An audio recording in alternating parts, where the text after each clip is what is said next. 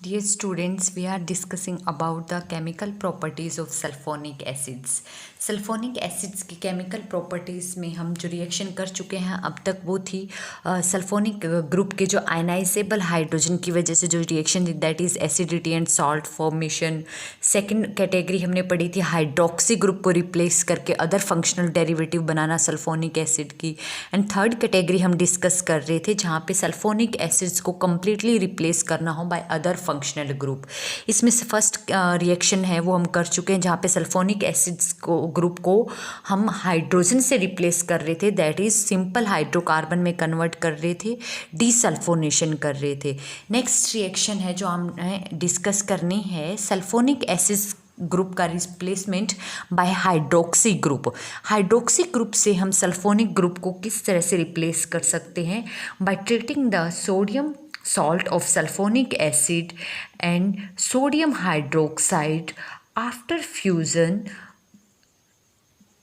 resulting into the formation of sodium salt of phenol, or we can say that sodium phenolate ion और साथ में sodium sulphide and water as a side product. Sodium phenolate ion after acid hydrolysis resulting into the formation of phenols. In this reaction, by simply fusion of sodium salts of sulfonic acid with sodium hydroxide, we can prepare phenols. It means hydroxy can easily replace the sulfonic group by simply fusing the sodium salt of sulphonic acid with sodium hydroxides. यही same reaction हम phenols के methods of formation में भी कर चुके हैं कि हम फिनोल कैसे बना सकते हैं फ्रॉम सल्फोनिक एसिड्स। तो सल्फोनिक एसिड्स का अगर हम सिंपली फ्यूज़ करें विद सोडियम हाइड्रोक्साइड्स तो सबसे पहले फिनोल का सोडियम सॉल्ट बनेगा और उसको जब हम एसिडिक कंडीशन में हाइड्रोलिसिस करते हैं तो फिनोल की फॉर्मेशन होती है। सिमिलरली अगर हमें सल्फोनिक ग्रुप को रिप्लेस करना है SH ग्रुप से, sulphonic group, how we can replace the sulfonic group by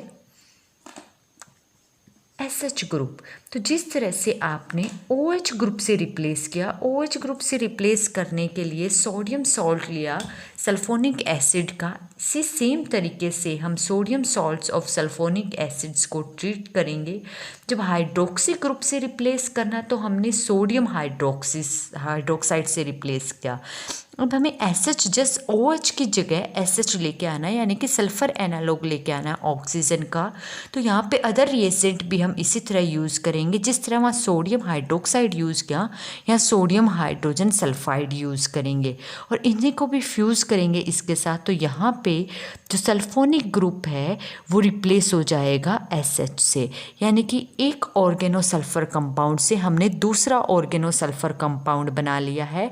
ये सल्फोनिक एसिड था और ये क्या है यहाँ पे थायोल्स। और कैसा थायोल्स है ये बेंजीन थायोल और साथ में सोडियम सल्फाइड है वो ऐसे साइड प्रोडक्ट। तो इस मेथड में हमें सल्फोनिक ग्रुप को जिस भी अदर फंक्शनल ग्रुप से रिप्लेस करना है तो जिस फंक्शनल ग्रुप से रिप्लेस करना है अटैकिंग रिएजेंट साथ में ऐसा होना चाहिए जहाँ में वो फंक्शनल ग्रुप है SA ईजिली अवेलेबल हो ऐसे स्ट्रॉन्ग न्यूक्लियोफाइल। यहाँ सोडियम के साथ है और सोडियम क्या बनाता है आयनिक बॉन्ड बना रहा है हाइड्रोक्साइड के साथ, तो यहाँ पे हाइड्रोक्साइड OH नेगेटिव हो ऐसे स्ट्रॉन्ग न्यूक्लियोफाइल इस रिंग पे यहाँ पे इसको रिप्लेस कर देगा sodium salt. Here this is also sulphonic group replaced by hydrogen sulphide. Similar way में अगर हमें सल्फोनिक ग्रुप को रिप्लेस करना है बाय साइनो ग्रुप और अमाइड ग्रुप तो वो हम कैसे रिप्लेस कर सकते हैं, लेट अस डिस्कस। अगर हमें साइनो ग्रुप से रिप्लेस करना है तो सेम मेथड से चलना है। पहले सोडियम सॉल्ट्स लेंगे हम सल्फोनिक एसिड्स का, लेट कर लिया हमने सोडियम सॉल्ट्स है वो बेंजीन सल्फोनिक एसिड्स का ले लिया। और अगर साइनो ग्रुप से रिप्लेस कर रहे हैं तो हमें साथ में प्रोडक्ट है वो क्या लेना है सोडियम साइनाइड। सोडियम साइनाइड के साथ फ्यूज़ करेंगे तो फ्यूज़ करने से जो सल्फोनिक ग्रुप है वो रिप्लेस हो जाएगा यहाँ पे साइनाइड से। और we can say cyano group से, और साथ में क्या बनेगा, सोडियम सल्फाइड। तो here we can make this compound is known as benzo, और ये क्या है, नाइट्राइल ग्रुप आ गया। तो how we can prepare nitrile aryl nitrile from sulphonic acid by treating, और we can say by sodium salt of sulphonic acids को जब सोडियम साइनाइड के साथ फ्यूज़ करते हैं तो सल्फोनिक ग्रुप है वो साइनो ग्रुप से रिप्लेस हो जाएगा, और we can prepare aryl nitrile और बेंजो नाइट्राइल। सिमिलरली अगर हमें सल्फोनिक ग्रुप को रिप्लेस करना है बाय अमीनो ग्रुप से, अमीनो ग्रुप से रिप्लेस करना है तो सेम मेथड यहीं लेके चलेंगे, सोडियम सॉल्ट लेके चलेंगे सल्फोनिक एसिड्स का, और सल्फोनिक एसिड्स के सोडियम सॉल्ट को हम फ्यूज़ करेंगे सोडा अमाइड के साथ। जैसे सोडा अमाइड के साथ फ्यूज़ करेंगे तो यहाँ पे सल्फोनिक ग्रुप है वो रिप्लेस हो जाएगा अमीनो ग्रुप से, and here we can prepare aryl amine from sulphonic acids and sodium sulphide as a side product. Clear है। तो इस केस में ये डिपेंड करता है, हम जैसे सल्फोनिक एसिड से हम अराइल नाइट्राइल भी बना रहे हैं, अराइल अमीन भी बना सकते हैं, फिनोल बना रहे हैं, अराइल थायोल बना रहे हैं, तो कौन सा हमें बनाना है ऑर्गेनिक कंपाउंड, उसी के बेस पे हम कॉरेस्पॉन्डिंग उसका सल्फोनिक सॉल्ट लेंगे। फॉर एग्जांपल लेट कर लिया मैंने आपको ये बोल दिया कि पैराटोल्यूडीन बनाओ, पैराटोल्यूडीन यानी कि अराइल अमीन और पैरा पोजीशन पे यहाँ पे मिथाइल ग्रुप, ये बनाना है तो इसी के कॉरेस्पॉन्डिंग का हमें यहाँ पे सॉल्ट लेना पड़ेगा। हमें पैराटोल्विन सल्फोनिक एसिड का सोडियम सॉल्ट लेंगे और उसको सोडा अमाइड के साथ फ्यूज़ करेंगे तो वहाँ पे पैराटोल्यूडीन बनेगा और साथ में सोडियम सल्फाइड।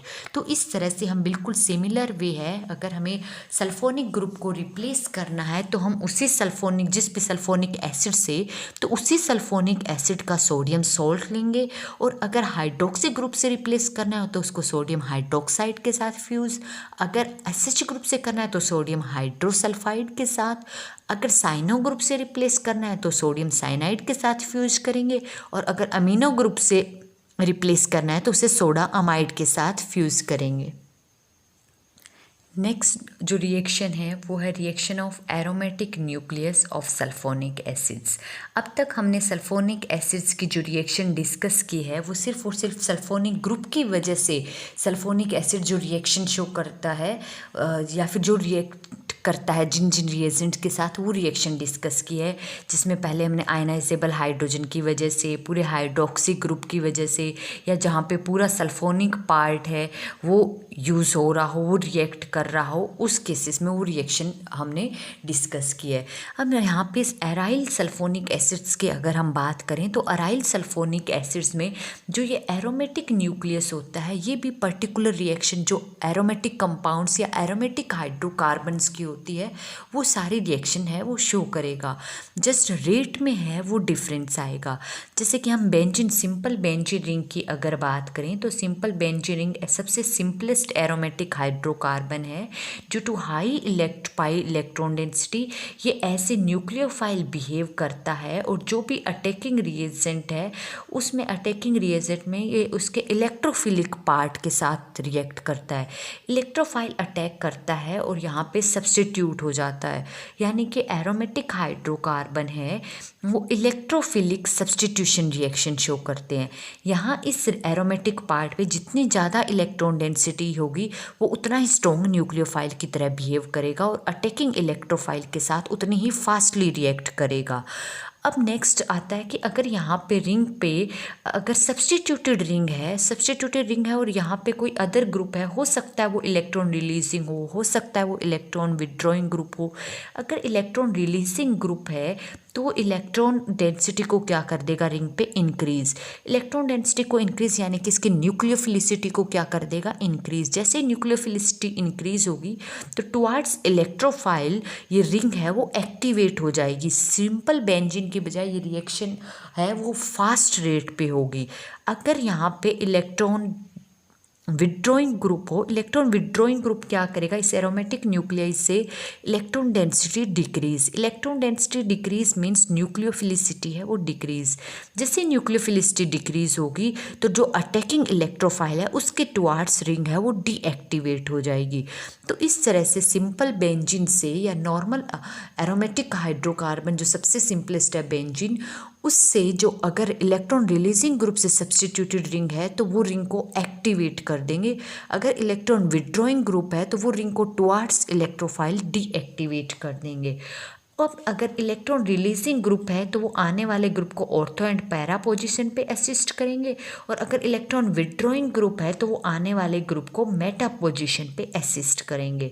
तो वही सेम कंसेप्ट अगर हम यहाँ सल्फोनिक एसिड्स पे लगाएं तो सल्फोनिक एसिड्स में जो सल्फोनिक ग्रुप है ये हाईली इलेक्ट्रॉन विड्रॉइंग ग्रुप है due to attachment of 2 more electronegative oxygen atom to the sulphur atoms, जिसकी वजह से रिएक्शन तो सारे शो करेंगे। जैसे हम सिंपल बेंजीन में रिएक्शन करवाते हैं, हेलोजिनेशन करवाते हैं, नाइट्रेशन करवाते हैं या सल्फोनेशन करवाते हैं, जिस रिएक्शन की रेट है वो क्या हो जाएगी, डिक्रीज, क्योंकि sulphonic group electron withdrawing group है और इलेक्ट्रॉन विड्रॉइंग ग्रुप होने की वजह से ये यहाँ पे हाइड्रोकार्बन है एरोमेटिक न्यूक्लियस, इससे इलेक्ट्रॉन डेंसिटी है वो अपनी तरफ अट्रैक्ट करेगा।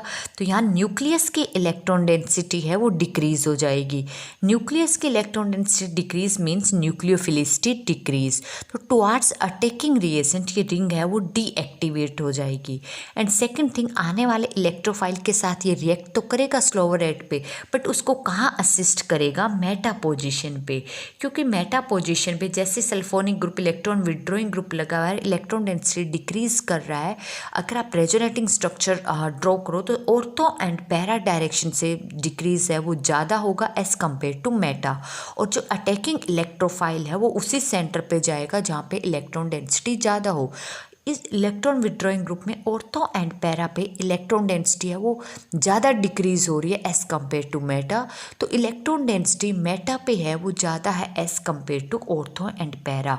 तो in sulphonic acid attacking reagent है वो मेटा पोजीशन पे अटैक करेगा। सबसे पहले अगर हम बात करें हेलोजिनेशन, हेलोजिनेशन में अगर ब्रोमिनेशन की बात करें तो bromine in presence of Lewis acid that is ferric bromide, ferric bromide की प्रेजेंस में अटैकिंग इलेक्ट्रोफाइल है वो क्या है, bromine ion, bromine positive ion. तो यहाँ पे सल्फोनिक एसिड के मेटा पोजीशन पे क्या आ जाएगा, ब्रोमीन, और we can say that meta bromo sulphonic acid बन जाएगा ड्यूरिंग हेलोजिनेशन। अगर हम क्लोरिनेशन करेंगे तो chlorine in presence of ferric chloride, और यहाँ पे क्या बन जाएगा, Meta chloro sulphonic acid. Similarly अगर हमें नाइट्रेशन करवानी है तो नाइट्रेशन की कंडीशन होती है nitric acid plus concentrated sulphuric acid. इन नाइट्रिक एसिड में जो अटैकिंग इलेक्ट्रोफाइल होता है वो होता है NO2 positive ion. NO2 positive ion है वो कहाँ अटैक करेगा, क्योंकि सल्फोनिक ग्रुप इलेक्ट्रॉन विड्रॉइंग है तो आने वाले ग्रुप को अटैकिंग इलेक्ट्रोफाइल को मेटा पोजीशन पे असिस्ट करेगा, और जो नाइट्रो ग्रुप है वो अटैच होगा मेटा पे। यानी कि during nitration of sulphonic acid we get the meta nitro sulphonic acid. Similarly अगर हम सल्फोनेशन करते हैं तो सल्फोनेशन हम किसके प्रेजेंस में करते हैं, ओलियम या fuming sulphuric acid. Fuming sulphuric acid mean sulphuric acids which contains particular और a fixed amount of sulphur trioxide. तो इसकी प्रेजेंस में सल्फोनेशन होगा। यही सेम रिएक्शन हम सल्फोनिक एसिड्स के मेथड ऑफ फॉर्मेशन में भी कर चुके हैं कि एक बार हमने सल्फोनिक ग्रुप इंट्रोड्यूस कर लिया तो हम दूसरा और थर्ड भी कर सकते हैं। तो सल्फोनेशन के केस में जो अटैकिंग रिएजेंट है या इलेक्ट्रोफाइल है वो क्या है, सल्फर ट्राईऑक्साइड। कंप्लीट मैकेनिज्म भी हम मैथ्स जहाँ प्रिपेयर कर रहे थे सल्फोनिक एसिड वहाँ भी डिस्कस कर चुके हैं। तो एक सल्फोनिक एसिड ऑलरेडी अटैच्ड है, दूसरा सल्फोनिक ग्रुप कहाँ आएगा, फर्स्ट जो ऑलरेडी अटैच्ड है उसके मेटा पोजीशन पे। It means we can prepare the meta benzene disulphonic acids. Clear है। तो ये एरोमेटिक न्यूक्लियस की रिएक्शन थी, simple halogenation, nitration and sulphonation. तो ऑर्गेनो सल्फर कंपाउंड जो था हेयर यहाँ पे सल्फोनिक एसिड्स है वो कंप्लीट हुआ, जिनमें physical properties, chemical properties, methods of formation हम डिस्कस कर चुके हैं। नेक्स्ट ऑर्गेनो सल्फर कंपाउंड है that is sulphonamide. Sulphonamide, what are the sulphonamide? Sulphonamides होते क्या हैं? ये जहाँ पे केमिकल प्रॉपर्टीज़ हम डिस्कस कर रहे थे सल्फोनिक एसिड्स की, और कौन सी सेकंड क्लासिफिकेशन था जहाँ पे हम फंक्शनल डेरिवेटिव प्रिपेयर कर रहे थे सल्फोनिक एसिड्स का। वहाँ पे मैंने बताया था कि जब हम सल्फोनिक एसिड्स का जो हाइड्रोक्सी पार्ट है, मीन्स अगर केमिकल फॉर्मूला लिखे सल्फोनिक एसिड्स का और इसका जो हाइड्रोक्सी पार्ट है वो रिप्लेस हो अदर फंक्शनल ग्रुप से, हो सकता है अगर हाइड्रोक्सी पार्ट है वो NH2 ग्रुप से रिप्लेस हो, तो उसे हम बोलते हैं सल्फोनामाइड्स। तो सल्फोनामाइड्स हम कैसे डिफाइन कर सकते हैं? Sulphonamides are the functional derivative of sulphonic acids in which hydroxy group are removed by amino group, that is NH2 group. तो वो क्या होगा? सल्फोनामाइड। अगर हाइड्रोक्सी ग्रुप है वो सब्सटीट्यूटेड अमीनो ग्रुप से रिप्लेस हो सकता है वो सब्सटीट्यूटेड NHR ग्रुप से रिप्लेस हो, या फिर हो सकता है वो यहाँ पे NR dash substituted amino group से डाई सब्सटीट्यूटेड अमीनो ग्रुप से रिप्लेस हो।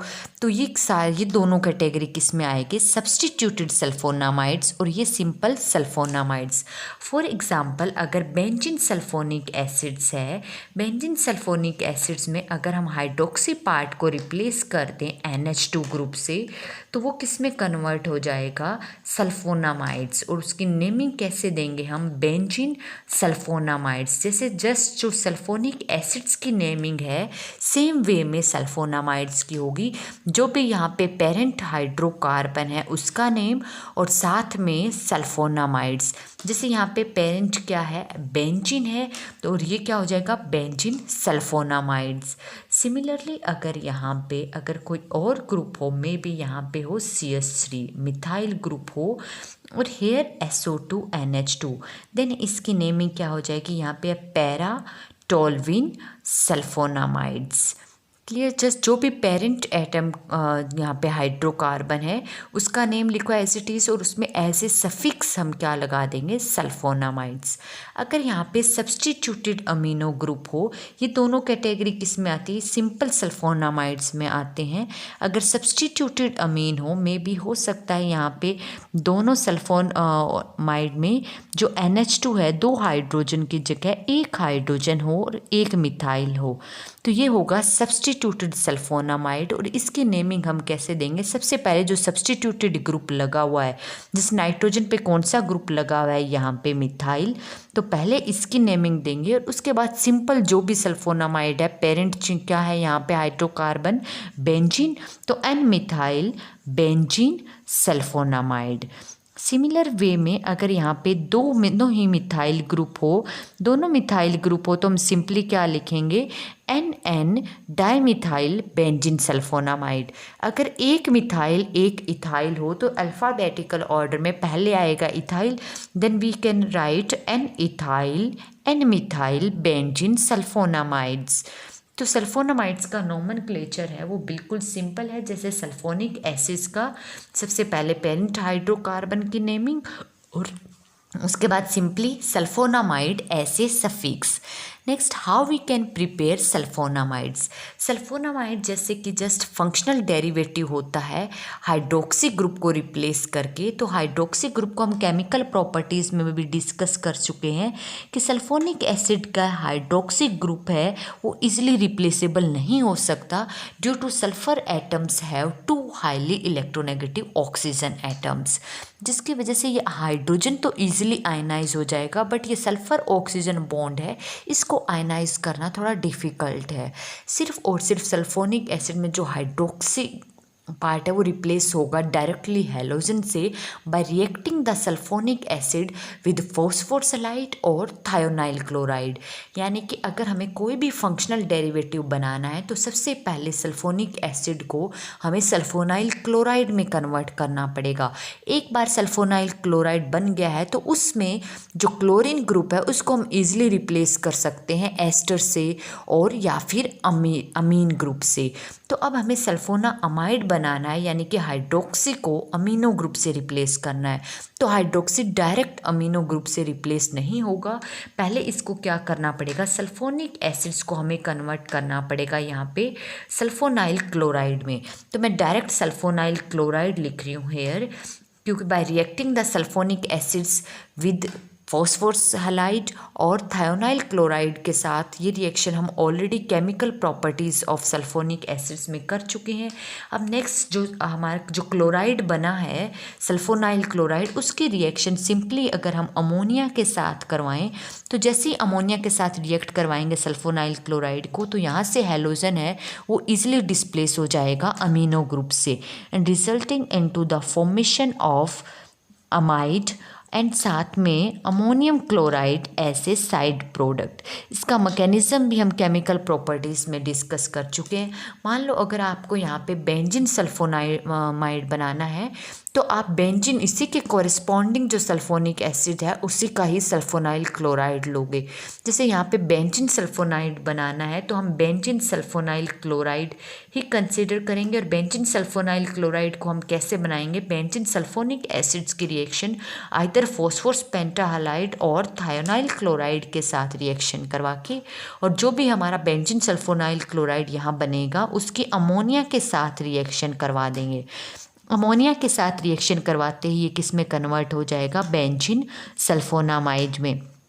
सिंपली यहाँ पे सल्फ़र इलेक्ट्रोफिलिक सेंटर है, अमोनिया में नाइट्रोजन के पास लोन पेयर है, ये ऐसे न्यूक्लियोफाइल उस सल्फोनिक सेंटर पे अटैक करेगा, सल्फोनिक सेंटर पे अटैक करेगा। सिंपल मैकेनिज्म जो हम केमिकल प्रॉपर्टीज़ में डिस्कस कर चुके हैं, सेम वही मैकेनिज्म यहाँ फॉलो होगा। तो इस तरह से हम सल्फोनामाइड बना सकते हैं फ्रॉम सल्फोनाइल क्लोराइड से। सल्फोनामाइड की कुछ इंपॉर्टेंट प्रॉपर्टीज़ है, the physical and chemical properties. वो क्या है, फिजिकल प्रॉपर्टीज़ में सल्फोनामाइड्स जो है वो क्रिस्टलाइन सॉलिड होते हैं। तो जैसे ही ये बनेगा, अगर हमें कई बार इस टेस्ट को हम यूज़ किया जाते हैं सल्फोनिक ग्रुप की प्रेजेंस को चेक करने के लिए। मान लो कोई भी अननोन ऑर्गेनिक कंपाउंड दे दिया और हमें ये कैरेक्टराइज करना है कि उसमें सल्फोनिक ग्रुप है या नहीं है, तो वो कैसे कैरेक्टराइज कर सकते हैं कि उस सल्फोनिक ग्रुप जो भी गिवन ऑर्गेनिक कंपाउंड है उसको फॉस्फोरस हैलाइड या फिर थायोनाइल क्लोराइड के साथ रिएक्ट करवाएंगे। थायोनाइल क्लोराइड के साथ रिएक्ट करवाएंगे तो वहाँ पे हो सकता है सल्फोनाइल क्लोराइड बने। सल्फोनाइल क्लोराइड बनने के बाद हम उसको अमोनिया से ट्रीट करवाएंगे। अमोनिया से ट्रीट करवाते ही अगर क्रिस्टलाइन सॉलिड प्रोड्यूस होते हैं, यानी कि प्रिसिपिटेट आते हैं क्रिस्टलाइन नेचर के, तो इसका मतलब वहाँ पे सोडामाइड बन गया है। और सोडामाइड कब बना, इसका मतलब वहाँ पे सल्फोनाइल क्लोराइड बना। सल्फोनाइल क्लोराइड तभी बना जब हमारा जो स्टार्टिंग ऑर्गेनिक कंपाउंड था उसमें क्या था, सल्फोनिक ग्रुप।